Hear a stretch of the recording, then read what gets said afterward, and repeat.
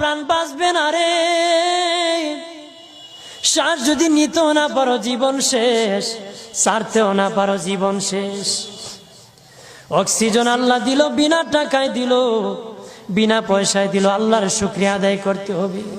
আল্লাহ কয় মুসা, যেই লোক হাত পাও দেই নাই তারে আমি বানাইছি জাহান্নামের একটা ছিদ্রি আছে, এই ছিদ্রিটা ভরার জন্য, এই ছিদ্রি খানাটা বন্ধ করার জন্য আমি এই মুসায় এই লোকটাকে আমি বানাইছি। সুবহানাল্লাহ বলেন না? মানুষের সম্মান বেশি, মানুষের ইজ্জত বেশি, সৌন্দর্য মানুষের বেশি। আবু বকর সিদ্দিক রাদিয়াল্লাহু তাআলা আনহু মসজিদ নববীতে নবীর পাশে নামাজ পড়ার জন্য যাচ্ছেন গো বাবাজি। ওনার সামনে বৃদ্ধা একজন ইহুদি পড়েছে, বৃদ্ধ মানুষ কুটকুট করে হাঁটতেছে লাঠি বর করে। উনি দেখলেন যদি এই বৃদ্ধার পিছনে হাঁটেন মসজিদ নববীতে নবীর পাশে জামাত নামাজ পাবেন না, আর যদি ধাক্কা দিয়ে চলে যান মুরব্বির সাথে বেয়াদবি হবে। আবু বকর সিদ্দিক রাদিয়াল্লাহু তাআলা আনহু আদব দেখাইয়া মুরব্বির পাশে আস্তে আস্তে আস্তে আস্তে হাঁটতেছে। মানুষের সম্মান করলে আল্লাহ কত খুশি হয়, আর মানুষকে যে আল্লাহ সুন্দর করে বানায়।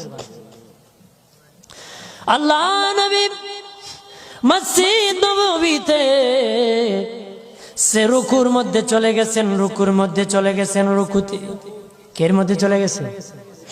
জোরে বলেন। রুকুর মধ্যে চলে গেছেন আল্লাহর নবী। আমার আল্লাহ জিবরিল আমিন পাঠাইয়া নবীকে সংবাদ জানায় দিলেন, ও নবী, আপনার আবু বকর সিদ্দিক আমার এক সৃষ্টি বিদ্যাকে সম্মান দেখাইতে আসতে দেরি হতেছে, আর সে আস্তে আস্তে আপনি রুকুর থেকে উঠে গেলে এক রাকাত নামাজ পাবে না। নবী গো, রুকুর মধ্যে আপনি পড়ে থাকেন, আবু বকর সিদ্দিক যখন আগমন করবে তখন রুকু থেকে সোজা হয়ে দাঁড়াবে। জোরে বলে। আমার আল্লাহ বলেন, আবু বকর সিদ্দিক আমার সৃষ্টি ইহুদি হোক সম্মান দেখাইছি, ইজ্জত করেছে রে। আমি আল্লাহ আবু বকরকে সম্মান দেখাতে জামাতটা তার জন্য রেডি রেখে দিয়েছি।